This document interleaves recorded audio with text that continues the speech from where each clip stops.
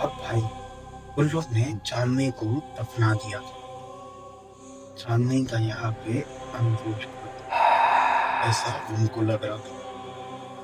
अब भाई यहाँ पे क्या होता है ना, 10 दिन बीतते हैं, 20 दिन बीतते हैं, उनके घर पे अजीब अजीब घटनाएं शुरू हो जाती हैं। जब बिट्टी रात में सोती है तो उसे लगता है कि कोई उसके पास में सो रहा है, कोई उसके पास में ऐसे लेट के गहरी सांसें ले रहा है।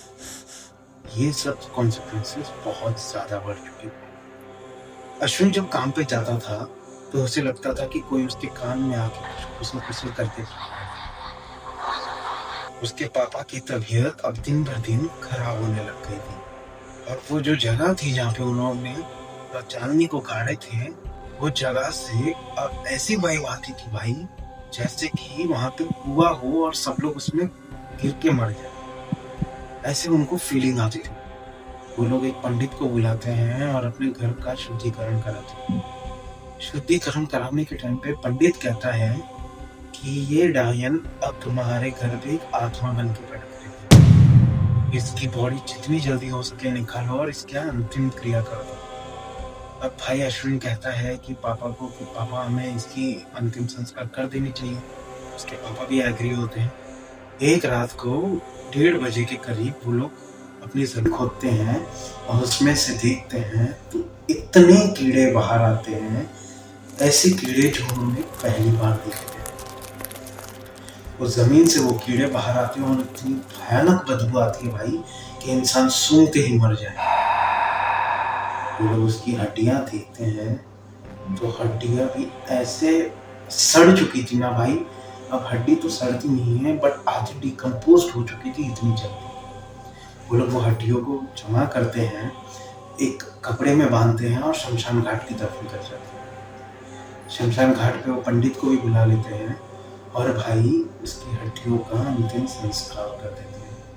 उन्हें लगा था कि उनके घर पे जो घटनाएं हो रही है उन पे फुल स्टॉप लग जाएगा, पर भाई यहाँ पे तो चांदनी की आत्मा को कुछ और ही खेल खेलना। अब लगभग ये चीज को 5 दिन हो चुके थे। अचानक से बिट्टी अलग ही रिएक्ट करने लग जाती है। बिट्टी अपने पूरे बाल खोल के घर में घूमती है। अश्विन और उसके पापा पे जब पूछते हैं उसको कि बेटा क्या हो, तुम ऐसे क्यों घूम रही हो, तो वो बस उनकी तरफ देखती हैं और एक हल्के से स्माइल देके वापस घूमने लग जाती है। अब ये सब देख के उसके अश्विन और उसके पापा समझ गए थे कि ये कोई नॉर्मल चीज़ तो है नहीं। वो पंडित को वापस बुलाते हैं और वो बताते हैं कि हमारे घर पे बिट्टी के साथ यही हुआ है। तो वो कहते हैं कि भाई साहब, आपने तो मौत को आमंत्रण खुद दिया था, अब कोई और उसमें क्या करे। अश्विन के पापा और अश्विन पंडित के सामने हाथ जोड़ लेते हैं, उनके पैर में पड़ते हैं और कहते हैं कि पंडित जी, हमारे बेटी को बचा लीजिए, हम जो करने के लिए आप जो बोलोगे हम वो करने के लिए तैयार हैं। पंडित उनको कुछ सामग्री की लिस्ट देते हैं और कहते हैं कि मैं आज रात को आपके घर पे हवन करूँगा। अब जो बेटी होती है वो नॉर्मल हो चुकी होती है, पंडित आते हैं, हवन शुरू करते हैं, बट भाई यहाँ पे बेटी भाग के जाती है अपने कमरे में और दरवाज़ा लॉक कर देती है। लॉक करते ही बिट्टी की चीखें सुनाई देती है। पंडित रुकता नहीं है, पंडित हवन जारी रखता है, आहुति डालते रहता है, अपने मंत्र जाप करते रहता है और यहाँ पे बिट्टी की आवाज़ें तेज होने लग जाती है। यहाँ पे अश्विन और उसके पापा की ये सब देख के हालत खराब हो चुकी थी। वो लोग के आंखें ऐसे भर चुकी थी जैसे खून के आंसू। वो लोग रो रहे थे, तड़प रहे थे कि हमारी बिट्टी के साथ ये क्या हो रहा है। अचानक वो लोग देखते हैं कि बिट्टी का जो कमरा है उसके नीचे से रक्त बाहर आ रहा है, जैसे एक नदी बह रही हो रक्त की। अश्विन के पापा यहाँ पे बहुत डर जाते हैं। वो उठते हैं और बिट्टी के कमरा को खोलने की कोशिश करते हैं। पंडित जी उन्हें रोक देते हैं, कहते हैं कि महाजन आप इधर आइए और बैठ जाइए। अश्विन के पापा कहते हैं कि पंडित जी मेरी बेटी, वो कहते हैं कुछ नहीं होगा उसको, आप यहाँ पे आके बैठ जाइए। यहाँ पे पंडित क्या करते हैं ना, वो जो डायन होती है उसकी आत्मा को काबू में करने की कोशिश करते हैं, पर होती नहीं है। पंडित बहुत ही ज़्यादा पावरफुल थे, उनके पास काफ़ी अच्छी सिद्धियाँ और नॉलेज थी। उनके पास थी एक ऐसी कर्म पिशाचिनी जो कि बहुत पावरफुल थी, इतनी ताकतवर कि वो कोई भी ऐसे छोटे-मोटे डायनो को तुरंत खत्म कर सकी।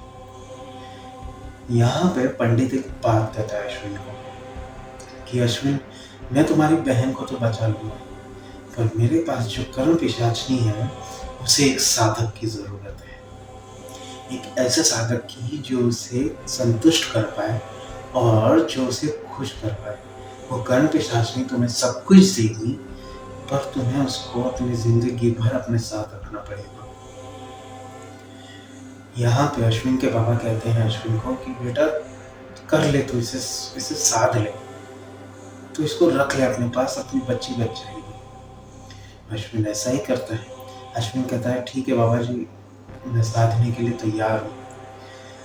तो यहाँ पे जो बाबा होते हैं वो कर्म पिशाचिनी को कहते हैं कि पहले तुम जाके उस डायन को मारो। यहाँ पे एक ऐसी एंटिटी बाहर निकलती है बाबा जी के पीछे से, जो कि दिखने में तो बहुत खूबसूरत थी, परंतु उसकी जो आधी बॉडी थी वो इतनी भयानक थी कि देखने वालों का दिल कांप उठे। उसने वो जो एंटिटी जो बाबा के पीछे से निकली थी, वो दरवाजे पे ऐसे सिर्फ हाथ मार दिया और दरवाजे चूर-चूर होके ज़मीन पे गिर जाते हैं। वो जाती है अंदर और बिट्टी के बाल पकड़ के एक हाथ में बिट्टी को उठा के बाहर लाती है। ये दर्द बिट्टी को नहीं, उसके अंदर जो चांदनी की आत्मा जो वो डायन थी उसको हो रहा था। बिट्टी यहाँ पे कहती है अपने पापा से कि पापा मुझे छोड़ दो, इनको बोलो मुझे छोड़ दे, मुझे दर्द हो रहा है पापा। यहाँ पे वो पंडित जी उसे आदेश देते हैं कि इसके अंदर की जो डायन है उसे बाहर निकाल के इस मटके में भर दो। वो जब मंत्र जाप करते हैं और वहाँ पे वो जो एंटिटी थी वो हवा में उछाल देती है बिट्टी को, और जैसे ही उसने हवा में उछाला तो जो एंटिटी थी वो लपक के उस मटके में आ जाती है। वो एंटिटी बिट्टी को पकड़ लेती है, उसे कुछ हार्म नहीं होने देती है और वहाँ पे रख देती है।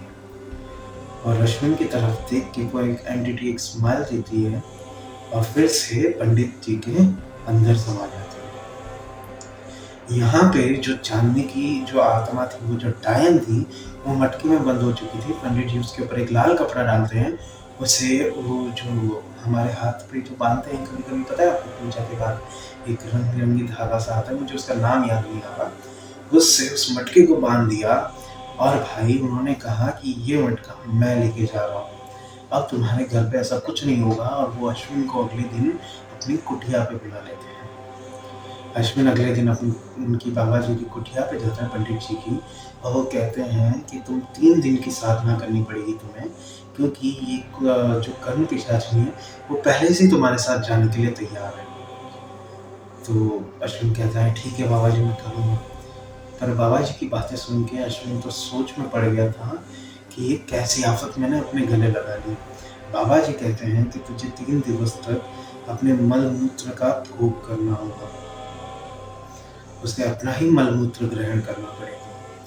वो एक कमरे में बंद रहेगा जहाँ पे उसे एक मंत्र, एक बीज मंत्र देंगे, जिसका पाठ उसे 12,000 बार करना होगा दिन में। अब भाई ये सुन के अश्विन तो मानो टूट चुका था। अश्विन फिर भी कहता है ठीक है पंडित जी, आपने मेरी बहन को और हमें उस डायन से ऐसा पीछा छुड़ाया है, तो मैं भी आपका काम करने के लिए तैयार हूँ। वो साधने के पहले दिन बैठता है अपनी गद्दी पे और वो मंत्र जाप शुरू कर देता है। अब भाई जब वो मंत्र पढ़ रहा था ना, तो उसकी बॉडी पे ऐसे उसको फील होता है कि कोई उसके ऊपर हाथ ऐसे लहरा रहा हो, कोई उसे सेड्यूस कर रहा हो।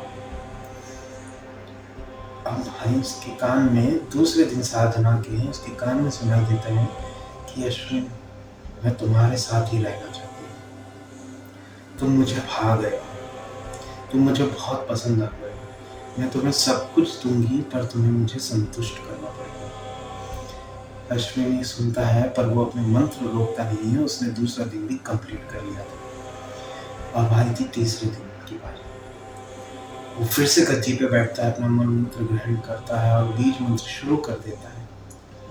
अब भाई जैसे ही वो अपने मंत्र कंप्लीट करता है, उस अंधेरे कमरे में एक ऐसी लड़की आती है जैसी लड़की कभी अश्विन ने अपनी पूरी लाइफ स्पैन में नहीं देखी थी।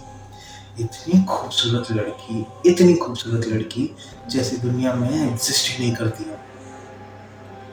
वो लड़की आती है, अश्विन के गोद में बैठ जाती है, उसके चेहरे पे अपनी उंगलियां फिराती है और कहती है कि तुम मुझे किस रूप में साथ में करना चाहते हो, किस रूप में तुम मुझे मुझे अपनी ज़िंदगी में लाना चाहते हो।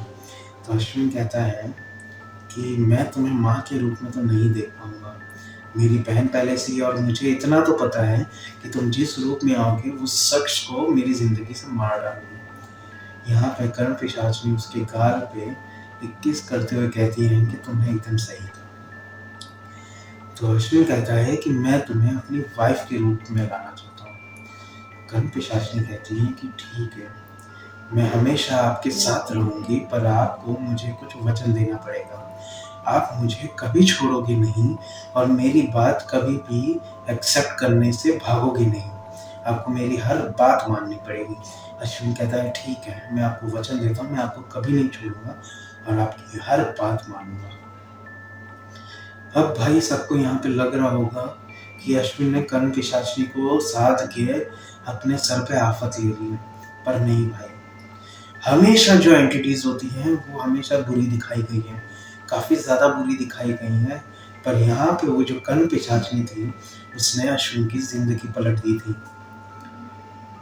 और भाई ये कोई और कर्ण पिशाचिनी नहीं थी, ये वही कर्ण पिशाचिनी थी जो मनोज ने साथ रखी थी, परंतु इसने मनोज को खा गई थी। मनोज आज की डेट में जिंदा नहीं था, परंतु पंडित ने सारी चीजें बता दी थी अश्विन को कि तुम्हारे ही दोस्त मनोज ने इसे साथ रखा था, मनोज ने इसके साथ बहुत सारे कर्म किए थे और इसने भी मनोज को बहुत पैसा दिया था, परंतु मनोज कभी अच्छे दिल का नहीं रहा और इसने अंत में जाते जाते मनोज की बलि ले ली। अब तीसरे दिन जब ये सब बातें हो गई तो अश्विन घर पे आके सोता है, वो फ्रेश होता है, नहाता है, बहुत रगड़ के नहाता है क्योंकि उसने बहुत तामसिक चीजें ग्रहण की हुई थी।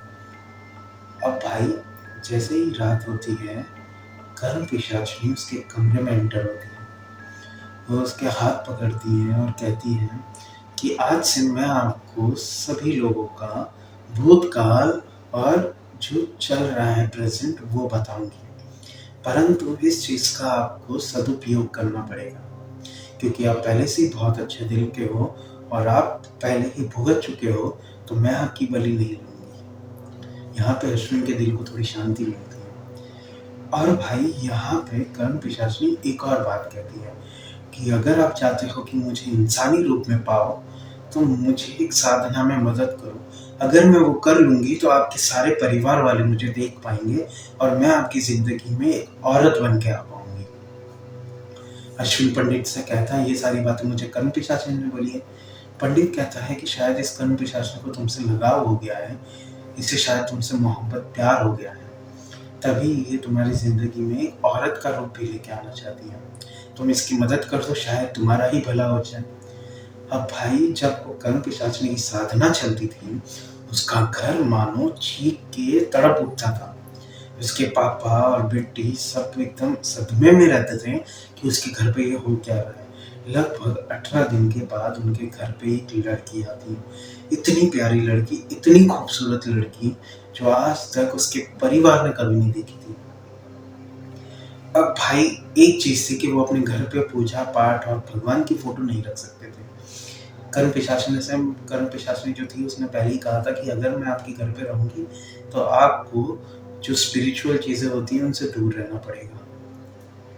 अब भाई इनकी फैमिली सब स्पिरिचुअल चीजों से तो दूर है, ऐसा नहीं कि उनका विश्वास नहीं है, वो अपने दिल में आज भी मानते हैं भगवान को, परंतु उनके साथ आज एक कर्ण पिशाचिनी रहती है। ऐसा नहीं है कि जो हमारा अश्विन है उसकी जिंदगी बर्बाद हो गई है, बल्कि वो खुश है अपनी जिंदगी में। आज वो 2 गाड़ी ले चुका है, एक अच्छा बंगलो बना चुका है और भाई वो कर्ण पिशाचिनी के साथ पहली बार ऐसा हो रहा होगा कि सारी फैमिली खुश है। वो कर्ण पिशाचिनी को कोई हार्म नहीं करती, वो उनके साथ खुशी से रहती है। और भाई एक चीज है कि उनको कभी बच्चा नहीं हो सकता, तो अश्विन क्या करता है कि अश्विन एक बच्चा गोद ले लेता है। कर्ण पिशाचिनी वो बच्चा अश्विन और उसकी फैमिली आज सुखी भरी जीवन से। परंतु दोस्तों हमेशा जो कर्ण पिशाचिनी या पिशाचिनी होती है वो हमेशा आपको सुख नहीं देती। ये एक ऐसी तामसिक शक्ति है जिसकी ज़िंदगी में आ जाए तो उसकी ज़िंदगी बर्बाद कर देती है। यहाँ पे तो प्यार का खेला था जिसने पिशाचिनी का भी दिल पलट दिया था। परंतु दोस्तों आप ऐसी कोई चीज़ें ट्राई मत करना, क्योंकि आपके साथ कब क्या हो जाए ये आपको भी खबर नहीं। तो दोस्तों मैं अब विदा लेता हूँ। हर हर महादेव। लौटते हैं अगली कहानी में।